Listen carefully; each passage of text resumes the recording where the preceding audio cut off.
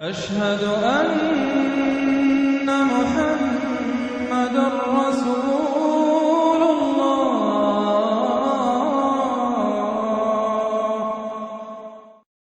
سورۃ الزلزال، اس کے بارے میں بھی اختلاف ہے کہ یہ مکی ہے یا مدنی ہے۔ میرے نزدیک مکی ہے 100%۔ اور اس کے بارے میں ایک روایت یہ آئی ہے کہ حضور نے فرمایا ہے کہ یہ ایک سورت جو ہے 1000 آیات کے ہم وزن ہے اپنی فضیلت کے اعتبار سے۔ بسم اللہ الرحمن الرحیم۔ اذا زلزلت الارض زلزالہا، جب زمین ہلائی جائے گی جیسے کہ ہلائی جائے گی، یعنی تم اس وقت اندازہ نہیں کر سکتے کیسے ہلائی جائے گی۔ اسی کا نقشہ کھینچا گیا ہے سورہ حج کے شروع میں، یا ایھا الناس اتقوا ربکم ان زلزلۃ الساعۃ شیء عظیم، جس قیامت کا زلزلہ بہت بڑی شے ہوگا۔ یوم ترونھا تذہل کل مرضعۃ عما ارضعت وتضع کل ذات حمل حملها وتری الناس سکارى وما هم بسکارى ولکن عذاب اللہ شدید۔ میں ترجمہ نہیں کر سکتا، صرف یاد کرا رہا ہوں جو حضرات شریک رہے ہیں ترجمے میں۔ تو اذا زلزلت الارض زلزالها واخرجت الارض اثقالها، اور زمین اپنے سارے بوجھ نکال کر پھینک دے گی۔ انسان دفن ہوں گے، چاہے دفن ہو چاہے کہیں سمندر میں غرق ہوئے ہو، آخر ان کے اجزاء کہاں گئے؟ اسی زمین میں ہے۔ سمندر کی تہہ میں بھی تو زمین ہی ہے، کیا ہے؟ اسی زمین میں یہیں سے نکلے تھے ان کے جسم۔ منہا خلقناکم وفیہا نعیدکم ومنہا نخرجکم تارۃ اخری، وہ اپنے بوجھ نکال کے فارغ ہو جائیں گے۔ وقال الانسان ما لہا، انسان کہے گا اسے کیا ہوا، یہ کیا حالات ہو گئے، کیا صورت بنی ہے؟ یومئذ تحدث اخبارہا، اس دن یہ زمین اپنی خبریں سنائے گی بھی کہ یہ حضرت انسان میری پیٹھ پر سوار ہو کر کیا حرکتیں کرتا رہا ہے، اس کی خبر بھی دے گی۔ جیسے کہ فرمایا گیا سورہ حامیم سجدہ میں، ہمارے اپنے ہاتھ ہمارے خلاف گواہی دیں گے، ہمارے اپنے پاؤں ہمارے خلاف گواہی دیں گے، ہماری اپنی جلدیں اور کھالیں ہمارے خلاف گواہی دیں گی، اور ہم کہیں گے گھبرا کر کہ لما شہدتم علینا، تم نے ہمارے خلاف کیوں گواہی دی، تم تو ہمارے عضو ہو۔ اور وہ کہیں گے انطقنا اللہ الذی انطق کل شیء، آج ہمیں بھی اللہ نے زبان دے دی، اس نے سب کو زبان دی تھی۔ تو یہ زمین بھی اپنے احوال سنائے گی۔ بِأَنَّ رَبَّكَ أَوْحَىٰ لَهَا، یہ اس لیے کہ اس کے رب نے اسے حکم دیا ہوگا، اس کی وحی اسے آ گئی ہوگی۔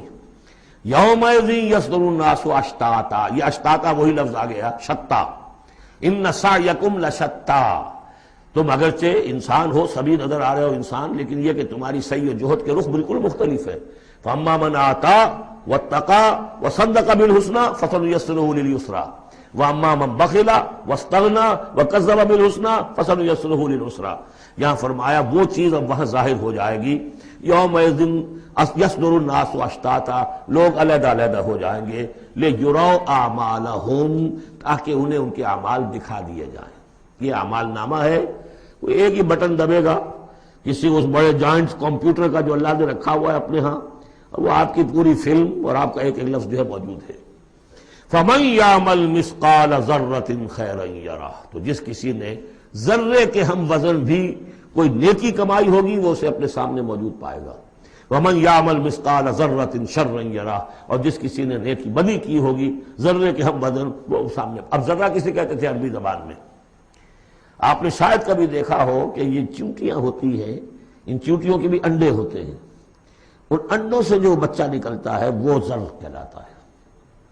اب ظاہر بات ہے کہ ہر زبان کے اندر کسی شے کے لیے، چھوٹی چیز حقیر چیز کے لیے ان کی اپنے آبزرویشن سے وہ چیز لی جاتی ہے۔ جیسے میں نے فتیلہ، کہ کھجور کی ناف میں جو لگا ہوا ہوتا ہے چھوٹا سا ایک تاگا سا، وہ فتیلہ ہے۔ نقیرہ وہ کیا ہے؟ تل۔ تو جو چیزیں بھی ان کے ہاں کی مطلب چھوٹا، ذرے سے مراد ہے کہ سب سے چھوٹی شے۔ فَمَن يَعْمَلْ مِثْقَالَ ذَرَّةٍ شَرًّا يَرَهُ، اس کا نقشہ ہم دیکھ چکے ہیں سورہ کہف میں، جب وہ اعمال نامہ رکھا جائے گا، وَوُضِعَ الْكِتَابُ فَتَرَى الْمُجْرِمِينَ مُشْفِقِينَ مِمَّا فِيهِ وَيَقُولُونَ يَا وَيْلَتَنَا مَا لِهَٰذَا الْكِتَابِ لَا يُغَادِرُ صَغِيرَةً وَلَا كَبِيرَةً إِلَّا أَحْصَاهَا وَوَجَدُوا مَا عَمِلُوا حَاضِرًا، جو کیا ہوگا موجود ہوگا۔ یہ 4 صورتیں جو زلزال سے شروع ہوئی ہیں، یہ ایک مزاج کی ہیں، اس میں وہی آخرت کا انذار بہت ہی، یعنی بالکل جس کو کہا جائے کہ یعنی دو ٹوک انداز میں۔